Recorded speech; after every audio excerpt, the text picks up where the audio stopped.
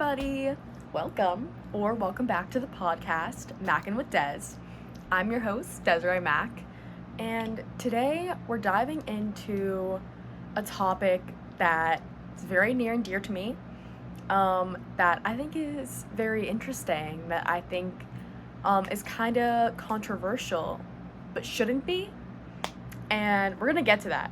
But first, I'm gonna talk about how I didn't grow up very religious. No one asked, but it's true. I was not raised in a particularly religious family. When me and my sister were younger, we started out in church school and church daycare. We went to mass occasionally. Maybe on holidays, on Easter, maybe Christmas, but it never really clicked for us. It just never really clicked for the family, and especially not as I got older. Obviously I had to think about it for myself. Not too old though, because obviously this didn't last very long, not a very long phase. But it never really clicked with me either.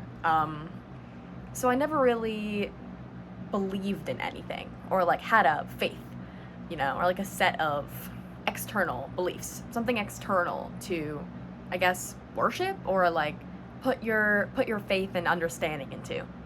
And this kind of made me feel like I lacked, a purpose, a sense of purpose, or a way to see life, a way to understand things, to understand people and why why certain things happen to certain people, or why certain people act certain ways. And this is when I got into astrology. I know, you're like, oh no, why are you like that? It's okay, guys, it's okay. I swear it's gonna be interesting. And if that was your reaction, this video is actually for you. And if it wasn't, if you're like, oh my gosh, yes, girly, please spill the astrology tea, I will never repeat that phrase ever again.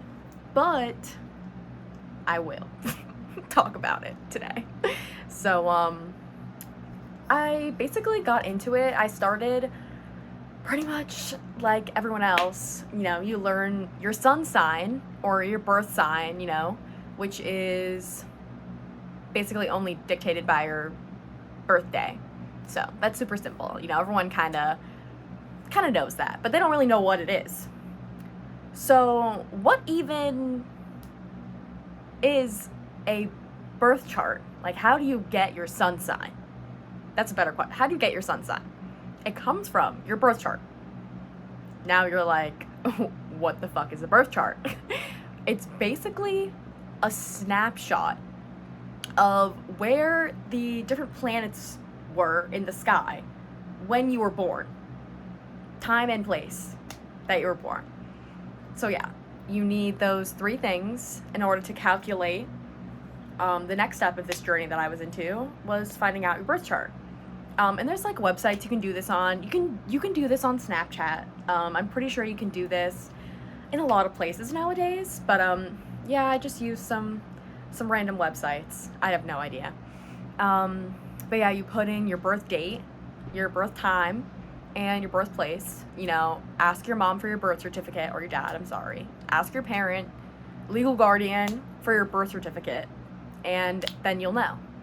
So, okay. Now you have this long ass chart in front of you. Don't even get me started on the one with all the lines that connect. I'm still new on that. Okay, that's not my forte. Maybe I'll get someone else on the podcast later to go over that stuff. I'm talking more the list version breakdown of, what each sign, each planet falls in. So now you get that, and you're like, well, what the shit does any of this mean, right? So let me just give you an easy breakdown, if you will, of your birth chart.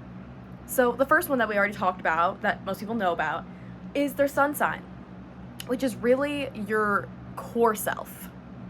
So this is kind of your basic identity.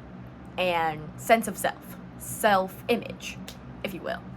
So these are like your main kind of consistent personality traits that people would associate with you. Next we have the moon, of course, which is our inner self. So this deals with more of our emotions. So how we cope and regulate, you know. I am a psychology minor, so, you know, any defense mechanisms, you know, results of trauma, stuff like that, that's gonna, you know, kind of, your moon's gonna have a little say in that stuff. Yeah, this is like your private true self, like who you are when no one's really watching. That sounds so stupid and cliche, but yeah, who you are on the inside. And this can also include like how your like close, also like inner circle sees you, depending on how close you are with these people. You know, this could be like your parents might not know the real you at all, but they might be one of the only people that get to see the real you, or like maybe only your partner does, or only your besties do, you know. So yeah, that too. And then the third, so the third is your rising sign, or your ascendant, which is your outer self. So those three things that I just named, your sun, your moon, and your rising, your outer, inner, your core, your inner, and your outer self is called your big three. Stay with me. Did you guys get that? Okay, your big three. It's a term that people use in astrology to mean your three primary, I guess, most, I don't want to say most important, most upright, influential signs. Yes, your sun, your moon, and your rising. Okay. So yes, your ascendant, your rising, your outer self. This is like first impressions. Kind of surface level, how people perceive you. Like maybe strangers, or like, you know, when you go to class and you don't really know many people, it's like that, where like you're not friends with them yet, you're peers, you know. Or like you go to the grocery store, how do you act, you know. It could also, yeah, I know your rising sign also kind of dictates a little bit about how you look. Don't back me on that, need to up my research, but I know especially like your face, like face shape, face weight, eyes, you know, like how your eyes are angled. I know that also comes with that, but that's maybe too much for today.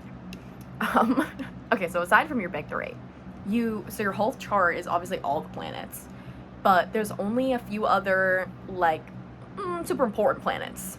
There's three other influential main planets, so we have Mercury, which governs communication. And then we have Venus, which, come on, Venus, goddess of love. Yes, it's about love and just preferences. And then we have Mars, which is your sense of motivation, or, you know, like your actions, how you act to get what you want, basically. So, did everyone get that? Did that make sense? If not, I'm so sorry. I'll try again next time. But I think you got like a little overview. Okay, this next piece of information, deep breaths. So I think it's safe to say we all know there are 12 signs. There are 12 zodiac signs. And yeah, I know that there are 12 months. So you're like, oh, one per sign. No, not quite. It's more like halvesies of each month. First half, last half. Kind of, you know. Or last half, first half. Kind of BS. Don't ask me why. Don't ask me why. But, yeah, so there's 12 signs. And they're all equally divided into the 4 elements. You guys better know your 4 elements. I'm not going to say them yet, but think about them. You know them. So yes, they're divided into the 4 elements. So there's 3 in each, if you guys couldn't do the math. I know, I'm so smart, I did that so quick. Yes, 12 divided by 4 is in fact 3. So, okay, if you didn't get the categories already, here we go. Number 1 is fire. So we have our Sagittarius, Aries, and Leo. Those are our fire signs. Okay, next we have water. So we have our Cancers, our Pisces, and Scorpio, period. Those are our water signs. Next we have air. So we have Libra, Gemini, and Aquarius. Those are our air signs. And then we have our earth signs, which are our Tauruses, Capricorns, and Virgos. I'm not going to tell you guys what month those all are because I don't want to confuse you, but you can look it up. Promise you can look it up. There's so many charts for it. I don't want to overwhelm you guys, so we're going to keep going. Now, I'm going to give you an example because you're like, okay, why are you yapping at us? Like, that's cool. Good to know. But let's put it into practice. Let's put myself on the table, on the cutting board. What's my chart? You know? What did I discover when I did this research? And why did it affect me so much? Let's see. So, right off the bat, my sun sign that I figured out first. Guess. Okay, did you guess? I'm just kidding. I'm a Sagittarius. I don't know if that's obvious. I think it could be guessed. I don't know. I think people have guessed it before, but I've definitely gotten other signs as well. So, anyways, moving on. I'll shut the fuck up. So yeah, Sagittarius is a fire sign. And again, this is my core self. So, some stereotypes about Sagittarius are that they're adventurous, outspoken, humorous, yeah, I'm funny, bold, curious, a little zest for life, and enthusiastic. And also, they're positive thinkers. I personally didn't write that down because that's personally not accurate for me. I don't know where the optimism went.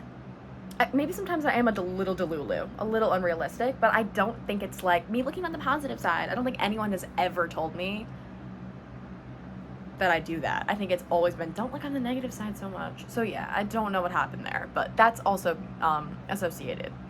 Some of the negatives this Sagittarius can also be very blunt,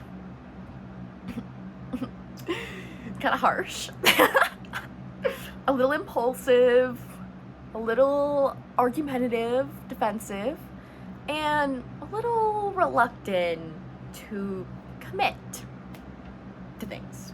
Little commitment issues. You know, people, vacations, jobs, hobbies, what to eat. Yes, issues. Okay, yeah, so, you know, right off the bat, reading that, I remember being like, oh my god, they totally nailed it. But I was like, that's still vague. You know, anyone could be those things. But, you know, the more I read about Sagittarius, I was like, okay, shit, that's pretty accurate. But, yeah. Okay, so that's kind of Sagittarius sun summed up. Next I have a Scorpio moon. Scorpio is a water sign.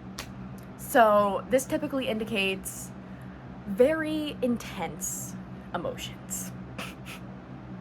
Very sensitive, very deep, magnetic, and very, very passionate. Very passionate. Really want to get to know people. All of them too. Like the whole person. I want the whole person when I get to know someone. Scorpio moons can also indicate some possessiveness and manipulative tendencies. Just a little bit. Controlling. Just a little bit. Want things a certain way. Next we have Scorpio rising. I know, because the Scorpio moon was not enough that I also was born with a Scorpio rising. Don't be afraid. Don't click away. So this entails, I looked this up, this entails being alluring, mysterious, intuitive, loyal, intense, and risk-taking. And apparently a lot of Scorpio risings also like often mask their feelings. Me personally, I think you can see that shit right on my face. I don't have a poker face, but yet I get like the maybe shutting down in arguments and acting like you're good, or like you don't want, like just being dismissive and like, acting like you're being vulnerable but not actually being vulnerable because that's scary. Maybe some of that. Perhaps maybe some of that. Next we have my Mercury, which is in Capricorn. So we're throwing in some earth. We're grounding me a little bit. So this is stereotyped as being strategic, observant, pragmatic, and focused. I know a big stereotype about Capricorn is that money, money, money. They're work-oriented. I don't know where that went for me. I don't think it manifests there for me as much. I am a go-getter. I am like motivated. But yeah. Next, my Venus is also in Capricorn. Lots of doubles in my chart. That's a pattern that I don't know if you've recognized yet. So yeah, this is again like love and preferences. So this is stereotyped as preferring consistency, reliability, and shared values. And I think that's pretty accurate for me. I can't deal with inconsistency. Get your bullshit somewhere else. Yeah, reliability. Like, I need support. I am sensitive. You heard about my Scorpio moon. I need your support. I need you to be there for me.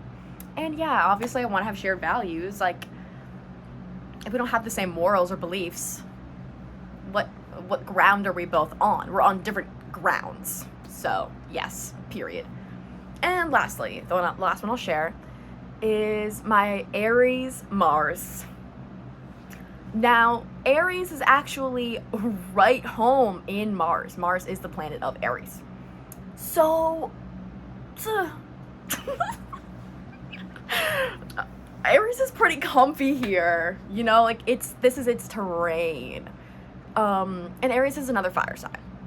So this is stereotyped as being very determined, brave, direct, and assertive. Slay. Also could indicate being confrontational, and again, the word impulsive comes up. That's fantastic.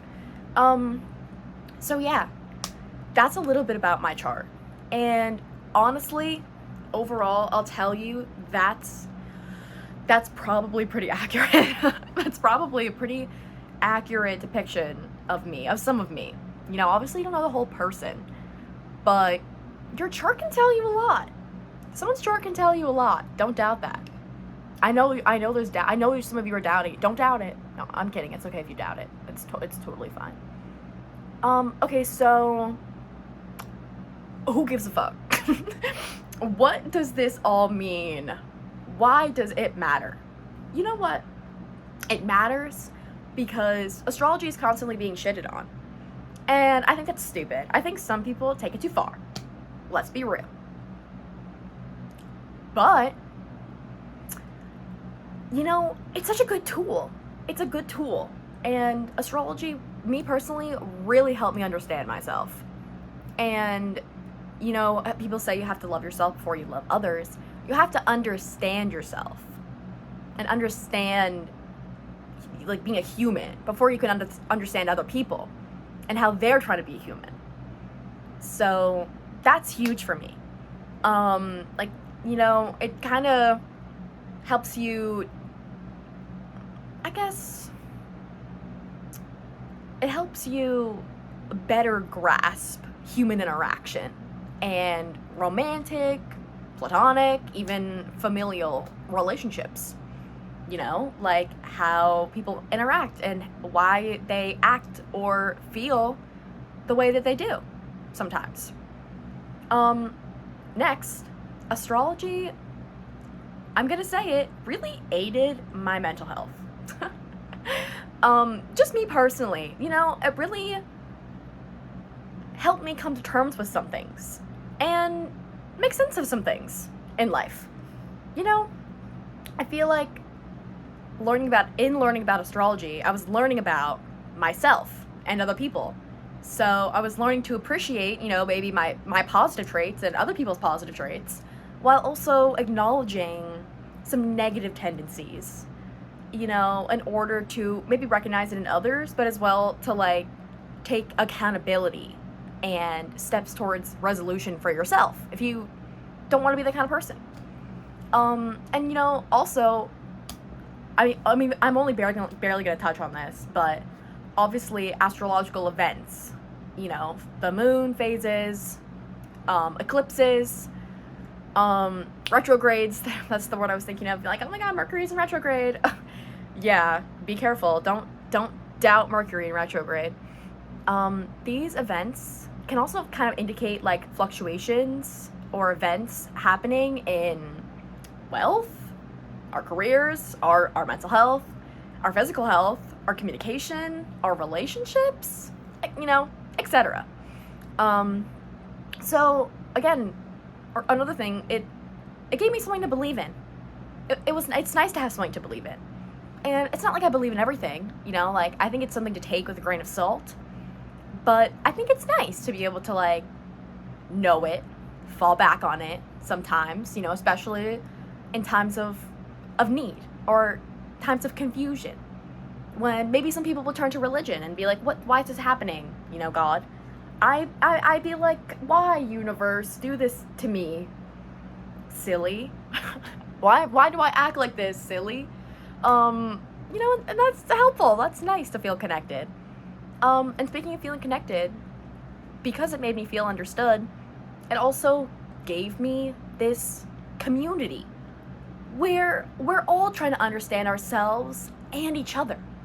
And how beautiful is that? Why are people hating on that? Yeah. Yeah.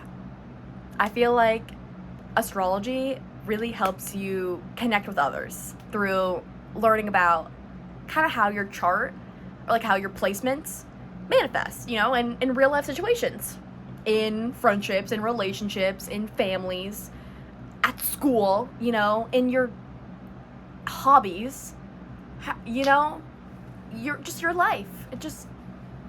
It plays a big role. So it's interesting to examine you and compare, not in a bad way. Don't be making bad comparisons. Comparison is the theft of joy. But anyways, it's interesting though, if you take it with a grain of salt and just as a tool. It also, this community really supports, or really provides, really provides support and, relatability. And with that is comfort and validation. It's like going to therapy. Actually, I think astrology got me to go to therapy, because I was becoming so self-aware that I was like, oh shit, I really want to fix these things. And then I was like, oh, I kind of need help. See how that works? Yeah, I didn't even write that down to talk about, but that's fantastic. It really, yeah, fucking period, mental health period. And then after I learned all this and felt all these ways, I decided to get even deeper into discovering my spirituality, because why the fuck not? So one of the first things I started doing was learning about crystals and collecting crystals.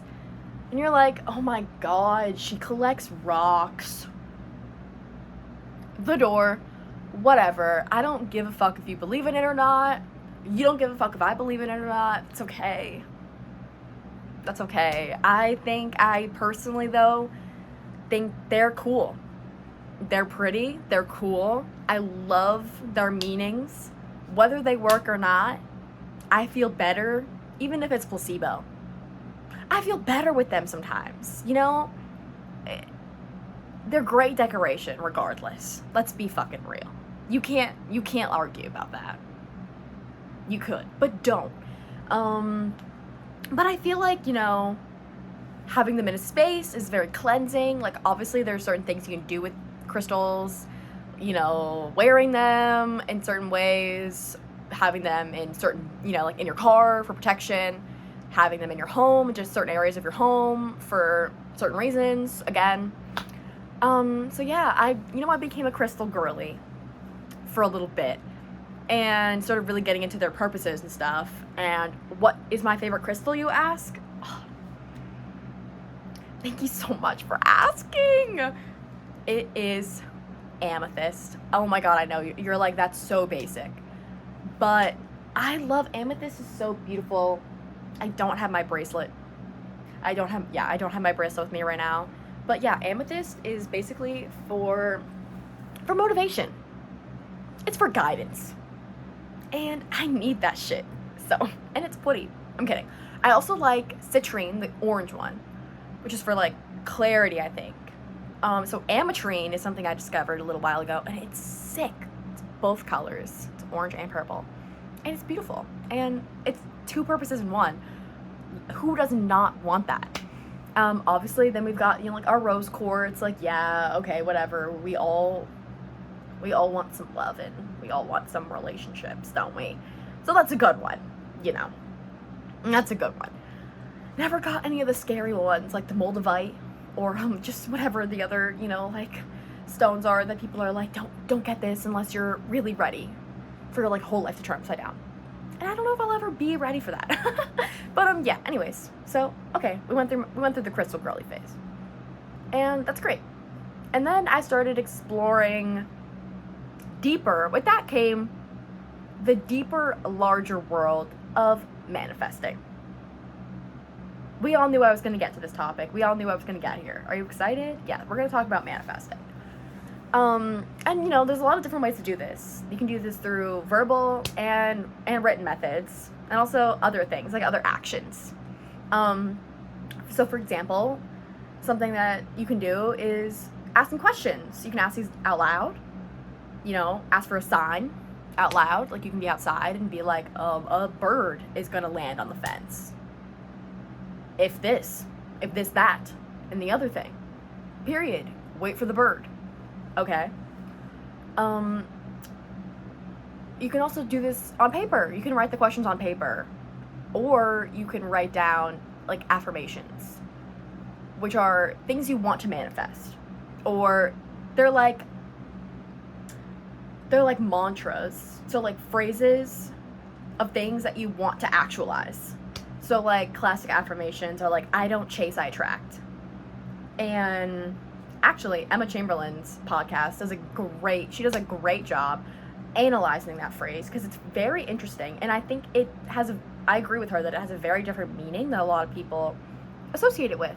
So yeah, okay, but anyways, that's an example of one.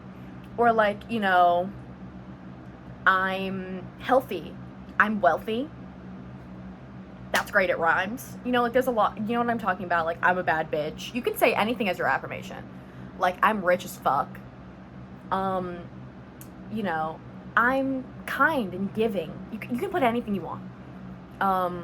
So yeah, that's another way to do it. And there's so many different... Why did my voice sound like that? Ignore that. Anyways, there's so many different forms and, like, I guess structures to, like, experiment with when you're doing affirmations or, like, writing manifestations. Like, I remember I started out with more of, like, a map thing, more of a web thing that I learned about. So you put, like, a circle in the middle, or square. Okay, I'm sorry, I'm not, or, you know, a triangle, I don't care, whatever shape you want. But then you make it like a web, make like another one of that shape around it. So let's say you're doing two circles, whatever, and then you cut it, you know, like a little pie. So you have these, like, slices to write in, like a wheel. Cool, that's the word I wanted. Unless you're doing the squares or something else, but I think a circle might be the easiest to work with. But in the middle, you write your main affirmation or manifestation, like, I'm gonna have a bomb-ass summer, for example, or I'm gonna have a great school year, you know. And then I'm sorry, let me refresh myself. Okay. And then in the wheel, you would write down specifics that have to do with this umbrella manifestation or affirmation. So for summer, for my summer example, you would put like, I'm gonna travel a lot. I'm gonna have a summer job. I'm gonna hang out with my friends. I'm gonna be close with my family. Blah, blah. I'm gonna have a relationship. I'm gonna have a summer fling. Whatever.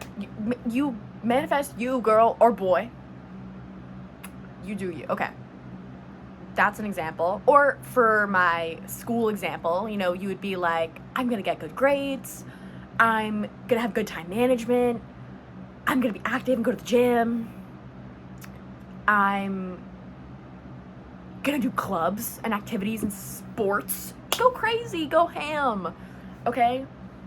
Obviously, this is only the first step though. Like, you're putting these things down so that the universe can help you actualize them, but you have to help the universe help you. So again, this is only the first step. Or like, asking the questions, you're not gonna get immediate answers. It's not like the universe is here to like just solve all our problems. You really gotta do the work too. I'm telling you, really gotta do the work. But I think it starts with being in tune and being in touch and realizing, what questions do I have? What do I want to manifest? And then by writing it down, you're kind of just like reiterating that you want that. You're giving it more weight. You're kind of actualizing it. You're putting it out there so that maybe the universe can give it back to you. But you have to be helping yourself try to do these things too. That's a huge piece of it. So yeah, there's writing and verbal affirmations and manifestations. Okay. Another thing that I got really into, after receiving numerous tarot readings myself, I decided to pursue it. So my roommate, last Christmas, and my birthday, because I'm a Sag, she got me my own tarot deck. So cute. I'm missing my prop. Here it is. I should have had it. Maybe I'll insert like a little graphic of it. It's so cute. Yeah, she got me my own tarot deck, and it comes with like a little book, of like what the cards mean and everything. So yeah, I basically just took what I'd learned from, observation of like my friends or professionals, like fortune tellers, whatever, giving me readings. I took that. Also, additional research that I did. YouTube articles, and I started doing readings for myself. No audience, low stakes, just you're curious, you've got some questions for the universe. So yeah, I started doing readings for myself. And this is such a great way to get in touch with yourself, because you really have to kind of be in a zen state. Like, you kind of have to be a little meditated. You got to be chilled when you're doing it.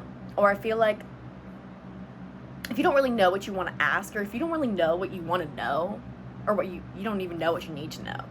But if you can't like focus and channel your energy, I feel like the cards aren't really going to give you what you want. Or you're gonna have a hard time picking cards, or like they're not going to be relatable to you.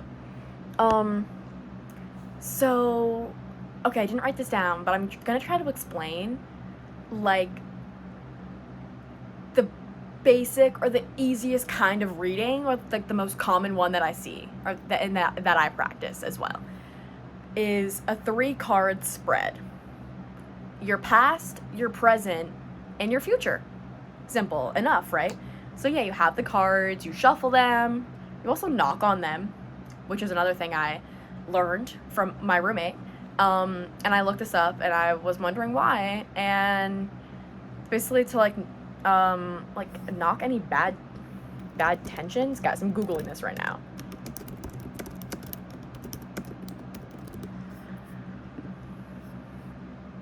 Okay, yes, I was correct. You're cleansing the deck of unwanted energies. So you're knocking off the bad shit. And yeah, okay, so that's that. And then yeah, you cut the deck, or you shuffle the deck, and either the cards will pop out themselves. They'll either fly out themselves because they chose you, or if it's not really working for you, if you're not really getting as in tune or in touch, You can just spread the cards out on the table and do a classic little run your hand over, feel the energy. Pick 3. You pick 3. Put them in order, past, present, future. Flip them over. And it's important to put the card facing how you picked it up. That's important. And flip it over the same way. Don't flip it hot dog style. Flip it hamburger style. Does that make sense? Okay. So because when you do the reading, each 3 cards, has a page in the booklet, or like a little paragraph, maybe in like your little booklet. So you're gonna read that, but there's a difference between whether the card is upright or upside down, which is called reversed. So it's either upright or reversed, and these can either have similar meanings, but they can often have very different meanings. So yes, that's why it's important. So yeah, then the reading process is very simple. You flip the cards, you read the booklet for each of the 3 different things, and you kind of try to make sense of how it could apply to either your past, present, future, or that of someone else's.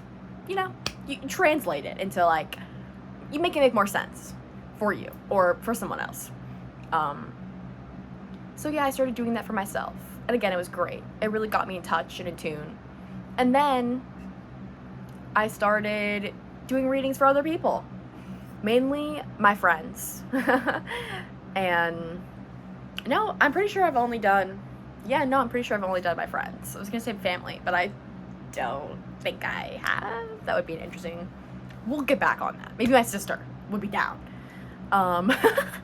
So yeah, this was a great idea because this proved to be such a bonding experience. You really, as the reader, you really get to help them kind of navigate their questions and navigate what the universe is trying to answer their questions as, and what the universe is trying to tell them. So okay, this all leads me to my big question. Why is astrology so controversial? I don't know of anything else that has so many followers and yet so many haters at the same time. Why is that? In my opinion, I think spirituality is very self-reflective. It's not for everyone. It really takes being in tune, being able to look yourself in the mirror and really analyze who you are. Who you are, who you want to be, and how you can get there, maybe.